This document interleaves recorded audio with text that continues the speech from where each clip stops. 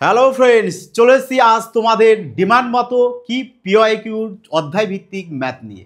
আজ তোমাদের দেখাবো যে চক্রবৃদ্ধি সুদের অঙ্ক না এক্সাম হলে বসে জাস্ট ভিজুয়ালাইজেশন করে কয়েক সেকেন্ডের মধ্যে কিভাবে সলভ করা যায় তার পুরো একদম আধুনিক টেকনিক নিয়ে।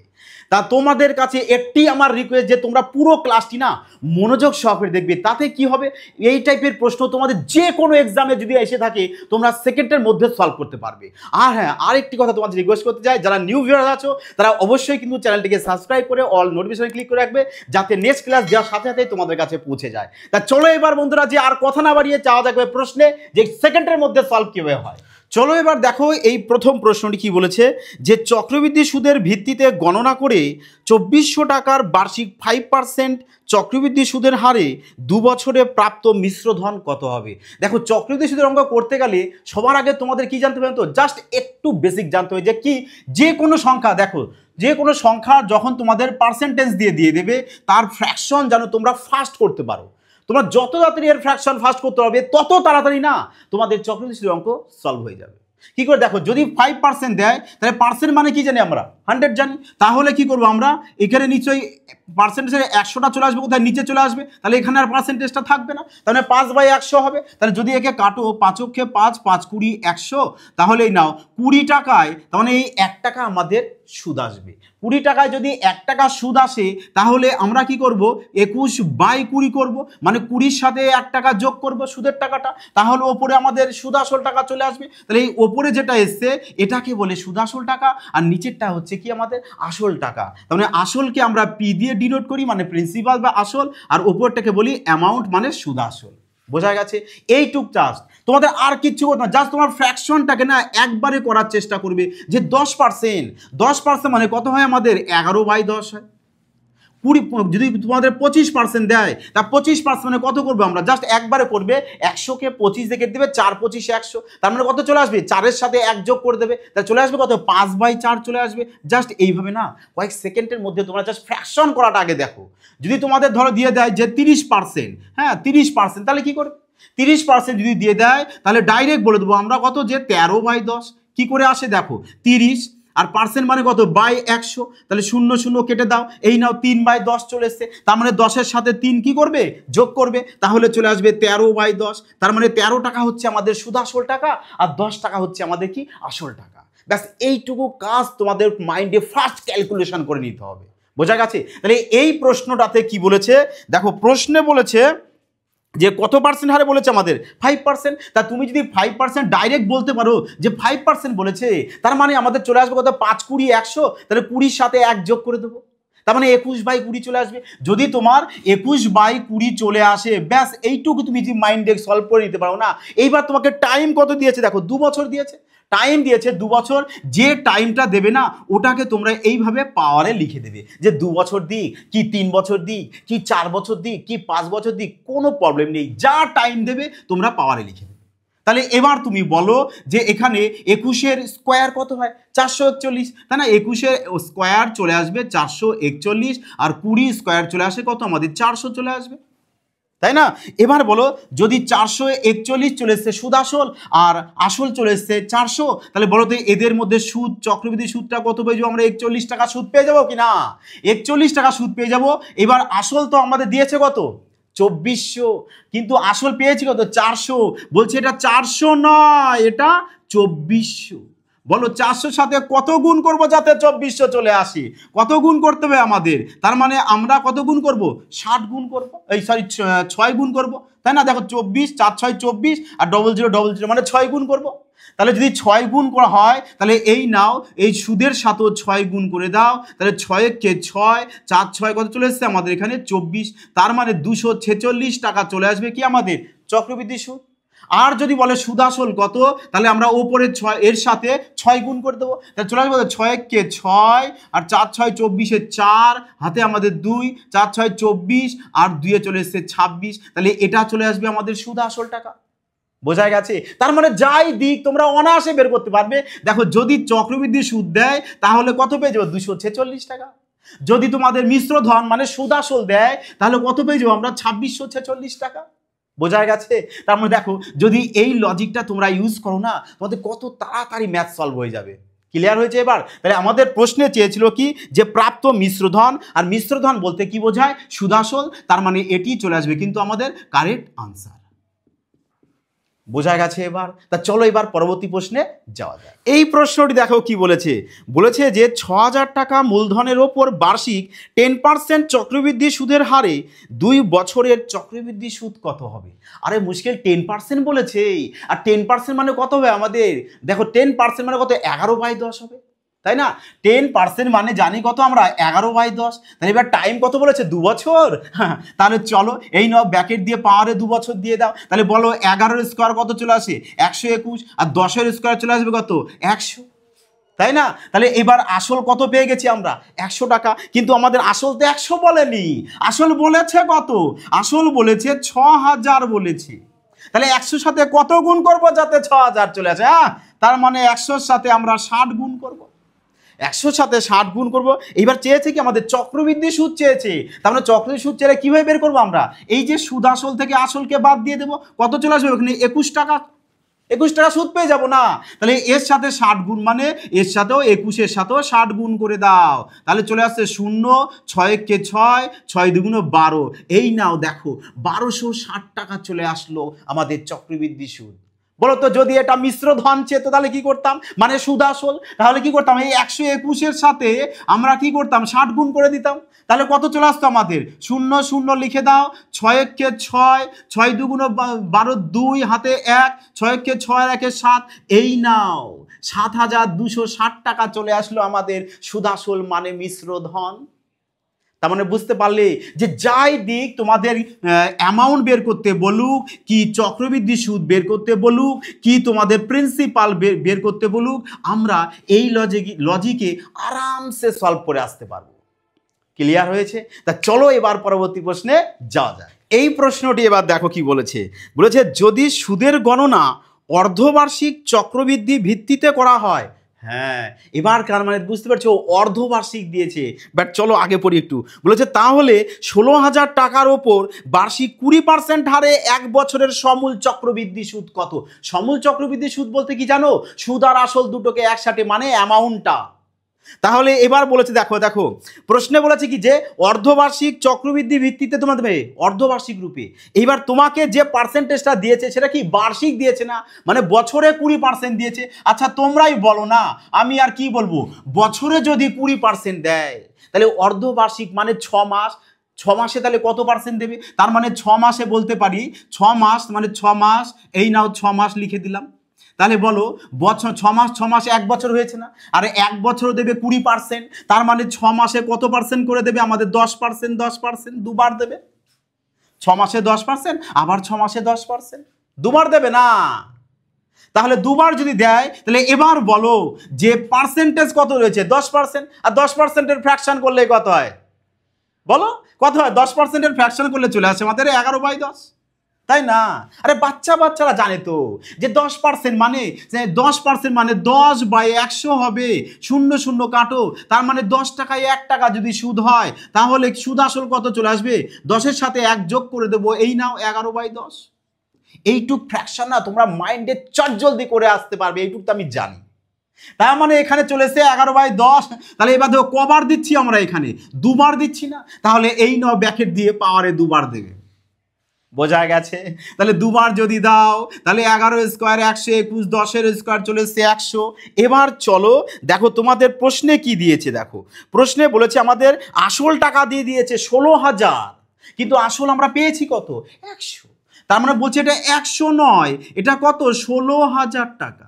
তাহলে বলো 100-র সাথে কত গুণ করব যাতে 16,000 চলে আসে? তার মানে 100-র সাথে আমরা 160 গুণ করব, তাহলেই না আমাদের 16,000 চলে আসবে, তাই না? তাই যদি হয় আমাদের চেয়েছি কি সমূল চক্রবৃদ্ধি সুদ মানে সুদ আসল টাকা, তাহলে এর সাথে 160 গুণ মানে 121-এর সাথেও আমরা 160 গুণ করে দেব, তাহলে তো আমরা অ্যামাউন্ট পেয়ে যাব। তা চলো গুণটা করে দাও, এখানে 0 0 লিখে দাও, 16-কে 16, 16 6 লেখো, হাতে আমাদের 1, 16 দুগুণ 32, হাতে রাখে 33-এ 3, হাতে আমাদের 3, 16-কে 16 আর 3-এ 19। এই নাও এই নাও চলে এসছে কত 19,360 টাকা আমাদের সমূল চক্রবৃদ্ধি সুদ। বলো লাগলো কিনা মজা? কমেন্টে জানাও যে তোমাদের কেমন লাগছে। ক্রান্তিকারী না আসবে আজকে, ক্রান্তিকারী চলে আসবে আজকে, বোঝা গেছে? শুধু তোমরা কমেন্ট এবং লাইক করতে থাকো, থামবে না, আজ রুকবে না, থামবেও না। তো চলো এবার পরবর্তী প্রশ্নে যাও। এই প্রশ্নটি দেখো এবার কি বলেছে, বলেছে যদি সুদের হার বার্ষিক 20% হয় ও সুদের গণনা অর্ধবার্ষিক চক্রবৃদ্ধি ভিত্তিতে করা হয়, তাহলে 4,000 টাকার 3/2 বছরে প্রাপ্ত মিশ্র ধন কত হবে? তা চলো এবার প্রশ্নটি সলভ করা যাক। বলেছে কি 20% বার্ষিক, মানে বছরে 20% দেবে। হ্যাঁ, তার মানে বার্ষিক দেবে আমাদের 20%। চলো বার্ষিক 20% দেবে। এইবার বলেছে দেখি যে সুদের গণনা অর্ধবার্ষিক চক্রবৃদ্ধি ভিত্তিতে করা হয়, তার মানে যে সুদটা দেওয়া হবে সেটা অর্ধবার্ষিক হিসাবে দেবে, তার মানে 6 মাস 6 মাস 6 মাস এভাবে দেবে, 6 মাস অন্তর অন্তর দেবে। বোঝা গেছে? কত বলেছে আমাদের? টাইম বলেছে 3/2 বছর। আচ্ছা 3/2 বছর মানেই না আমাদের 1/2 মানে 1.5 বছর। তাহলে 1.5 বছর যদি হয়ে থাকে তাহলে আমরা একে 6 মাস 6 মাস যেহেতু আমাদের সুদের গণনা হবে, তাহলে আমরা 6 মাস 6 মাস আবার 6 মাস এরকম 3 বার করে নিই। তাহলে দেখো 6 মাস 6 মাস 1 বছর আর 6 মাস 1.5 বছর। এই নাও চলে এসছে 1.5 বছর। তাহলে বলো বছরে যদি আমাদের বার্ষিক যদি 20% হয় তাহলে 6 মাসে কত পার্সেন্ট হবে? ইজি না? তাহলে 6 মাসে চলে আসবে আমাদের 10%। তাহলে এখানেও 10%, এখানেও 10%, এখানেও 10% লিখবে। তাহলে 10%-এর ফ্র্যাকশন কত হয়? 10%-এর ফ্র্যাকশন চলে আসে কত আমাদের? 11/10, তাই না? তাহলে বলো এবার কতবার দিচ্ছ এখানটায়? কতবার? 3 বার। তাহলে এই নাও ব্র্যাকেট দিয়ে 3 দিয়ে দাও পারে। বোঝা গেছে? তার মানে যা দিক না বাবা সেম তোমরা এই লজিক অ্যাপ্লাই করবে, দেখো আরামসে না ম্যাথ সলভ হয়ে যাবে। তাহলে এবার বলো 11-র কিউব আছে, 11-র কিউব কত হয় আমাদের? 1331 হয়। আর 10-এর কিউব কত হয় আমাদের? 1000 হয়। এবার প্রশ্নে দেখো আমরা হাজার পেয়েছি কি আমরা? আসল। কিন্তু আসল তো আমাদের 1000 না, আসল কত? আসল হচ্ছে আমাদের 4,000 টাকা। আসল 4,000 টাকা দিয়েছে না প্রশ্নে। তার মানে বলো কত গুণ পড়লো? তার মানে 1000-এর সাথে কত গুণ করবো যাতে 4,000 চলে আসে? তার মানে আমরা 4 গুণ করব। এবার প্রশ্নে চেয়েছে কি আমাদের? মিশ্র ধন চেয়েছে। তার মানে এর সাথে 4 গুণ মানে এর সাথেও 4 গুণ করব। তাহলে 4 গুণ করো, তাহলে কত হবে? তাহলে দেখো 4 অক্ষে 4, 3 4 12, 2 হাতে আমাদের 1, 3 4 12 আর 13 3 হাতে 1, 4 অক্ষে 4 একে 5। এই নাও পেয়ে গেলাম মিশ্র ধন কত? 5324 টাকা। আচ্ছা বলো তো যদি এখানে চক্রবৃদ্ধি সুদ চেত মানে সিআই চেত, যদি বলতো যে সিআই কত হবে তাহলে কিভাবে বের করতাম? কিভাবে বের করবে? তাহলে এই যে সুদ আসল থেকে আসল বাদ দেবে, তার মানে 331 টাকা পেয়ে যাবে সুদ। তাহলে এর সাথে যেহেতু আমরা 4 গুণ করেছি, তাহলে এই নাও এর সাথে আমরা কি করব? 4 গুণ করে দেব। তাহলে কত হবে? 4 অক্ষে 4, 3 4 12, 2 হাতে আমাদের 1, 3 4 12 হাতের 1 13। এই নাও 1324 টাকা তাহলে সিআই পেয়ে যেতাম। তার মানে বুঝতে পারলে যে যাই দিক তোমরা কিন্তু আরামসে সলভ করে আসতে পারবে। বলো মজা লাগছে কিনা? তা চলো এবার আর কথা না বাড়িয়ে পরবর্তী প্রশ্নে যাওয়া যায়। এই প্রশ্নটি দেখো কি বলেছে, বলেছে 2000 টাকার বার্ষিক 40% সুদের হারে 3 বছরের চক্রবৃদ্ধি সুদ কত? 40%। ফ্র্যাকশন করে নাও না, যে যাই পার্সেন্ট দিক তার ফ্র্যাকশন করে নেবে। বলো তো 40%, পার্সেন্ট বলতে নিচে 100 চলে আসবে, 0 0 কাটো, 2 দিয়ে কাটো, 2 2 দিয়ে কাটো 5, তার মানে 5-এর সাথে 2 যোগ করে দেবে, 7/5 চলে আসবে, তাই না? তাহলে 7/5 চলে আসবে। এবার টাইম ক বছর দিয়েছে তোমাদের? 3 বছর। তা টাইম যা দেবে কোথায় লিখবো বলেছিলাম? পাওয়ারে। বাহ, পাওয়ারে লিখে দেবো টাইমটা। তাহলে 7-এর কিউব চলে আসবে 343 আর 5-এর কিউব চলে আসবে আমাদের 125। তাহলে বলো তো এখানে সুদ তাহলে কত পাচ্ছি আমরা? তার মানে 343 থেকে কি করবো? 125 বাদ দিয়ে দেবো, তাই না? তাহলে যদি বাদ দিয়ে দাও কত চলে আসবে আমাদের? এখানে 8 চলে আসবে, হাতে 1, তাহলে 4 থেকে 3 বাদ দিলে চলে আসবে 1 আর এখানে 2, তার মানে 218 টাকা চলে আসবে আমাদের কি? সুদ চলে আসবে।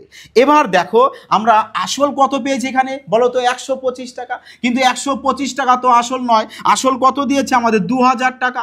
আসল দিয়েছে 2000 টাকা। তাহলে বলো 125-এর সাথে কত গুণ করলে আমাদের 2000 চলে আসে? দেখো যারা পারবে না তারা কি করবে? 2000-কে না, এই 2000-কে 125 দিয়ে এরকম ডিভাইড দিয়ে করে ভাগ করে দেখে নিতে পারো যে কত কত গুণ হবে এখানে। বোঝা গেছে? তাহলে দেখো যদি আমরা কাটি তাহলে এখানে কত হবে? 25 দিয়ে কেটে দিই, 5 25 125, 25 দিয়ে কাটো, 8 25 200 আর 0, এই নয় 5 দিয়ে কেটে দাও 16, তার মানে চলে এসছে আমাদের 16 গুণ। তার মানে বুঝতে পারলে যে 125-এর সাথে 16 গুণ করলে 2000 চলে আসে। তাহলে এর সাথে 16 গুণ মানে এই নাও এর সাথেও 16 গুণ করে দাও। যে 16 × 8 কত হয়? 16 × 8 হয় আমাদের 128। তাহলে 128-এর আমরা 8 লিখবো আর হাতে 12 রেখে দেবো। তাহলে এবার করো 16-কে 16 আর 12 যোগ করলে চলে আসে কত? মানে 28। তাহলে 28-এর 8 লিখবো, হাতে থাকবে আমাদের এবার কত? 2। এবার 16 × 2 = 32 আর 2-এ চলে এসেছে 34। এই নাও 3488 টাকা পেয়ে গেছি। কি আমরা? চক্রবৃদ্ধি সুদ। বোঝা গেছে এবার? তা চলো পরবর্তী প্রশ্নে যাওয়া যায়। দেখো এই প্রশ্নটি বলেছে কি যে 15,000 টাকার ওপর বার্ষিক 8% হারে 2 বছরের চক্রবৃদ্ধি সুদ ও সরল সুদের মধ্যে অন্তর কত? এবার দেখো না, প্রশ্নটা পুরোটাই কিন্তু চেঞ্জ আছে। এবার বলেছে যে চক্রবৃদ্ধি সুদ ও সরল সুদের মধ্যে অন্তর কত চেয়েছে। শোনো, একটি গোপন তথ্য আজ তোমাদের বলে দিই, যে যখনই তোমাদের টাইম 2 বছর দিয়ে জিজ্ঞাসা করবে যে চক্রবৃদ্ধি সুদ আর সরল সুদের মধ্যে অন্তর্গত, টুক করে তোমরা এই ট্রিক্স অ্যাপ্লাই করবে। কি যে কত পার্সেন্ট দিয়েছে তোমাদের? 8% দিয়েছে না? 8% দিয়েছে। তাহলে যে পার্সেন্টেজটা দেবে ওটার কি করবে? স্কোয়ার করবে, করে কি করবে? 100 দিয়ে ডিভাইড করবে। ব্যাস এইটুক কাজ করবে। তাহলে বলো 8 এর স্কোয়ার 64, 64কে যদি 100 দিয়ে ভাগ করে দাও তাহলে 0.64 চলে আসবে তোমাদের। কি 0.64% চলে আসবে তোমাদের চক্রবৃদ্ধি সুদ আর সরল সুদের মধ্যে অন্তর। তাহলে এবার কত টাকার? 15,000 টাকার এত পার্সেন্ট অন্তর তুমি পাবে। তাহলে এই নাও 15,000 টাকার উপর 0.64% করে দাও। পার্সেন্টেজের জন্য 0 0 কেটে দাও। তাহলে এবার পয়েন্ট আছে, তাহলে এবার 15-র সাথে এবার 64 গুণ করে দাও। দেখো 4 15 কত হচ্ছে আমাদের? 60, 60-এর 0 হাতে থাকছে আমাদের 6, তাহলে 6 15 90, 90 আর 6 চলে এসেছে 96, এই 0 আছে বসিয়ে দাও। এবার পয়েন্ট এখানে 2 ঘর আছে, তাহলে এদিকে 2 ঘর সরে আসো, 1 ঘর 2 ঘর এখানে পয়েন্ট, 0 0 কেটে দাও, তার মানে 96 টাকা চলে আসবে আমাদের কি চক্রবৃদ্ধি সুদ আর সরল সুদের মধ্যে অন্তর। বোঝা গেছে এবার? তা চলো পরবর্তী প্রশ্ন, যে 4,000 টাকার মূলধনের ওপর বার্ষিক 20% হারে 2 বছরের সরল সুদ এবং চক্রবৃদ্ধি সুদের মধ্যে অন্তর কত?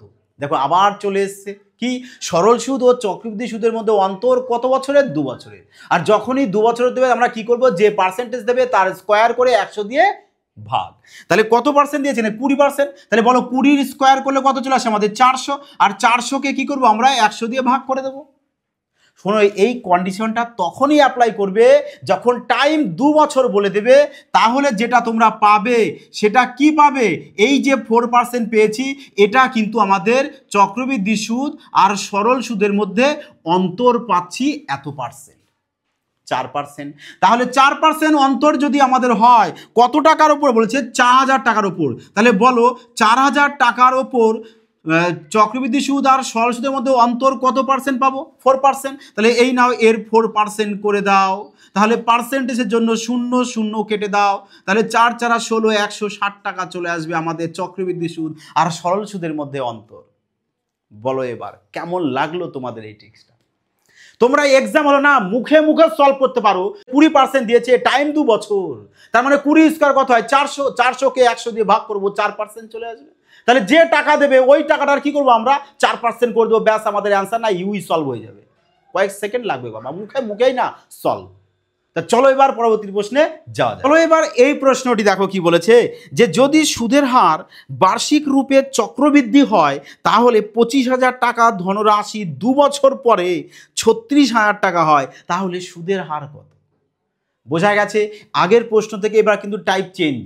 তাহলে যদি সুদের হার চায় তার মানে আর এর মান যদি আমাদের বের করতে দেয় তাহলে আমরা কিভাবে কত তাড়াতাড়ি সলভ করতে পারি দেখে নাও। দেখো কি আর এর মান বের করতে বলুক, কি তোমাদের টাইম বের করতে বলুক, তোমরা না একই লজিক অ্যাপ্লাই করবে, তাহলে তোমাদের খুব তাড়াতাড়ি সলভ হয়ে যাবে প্রশ্ন।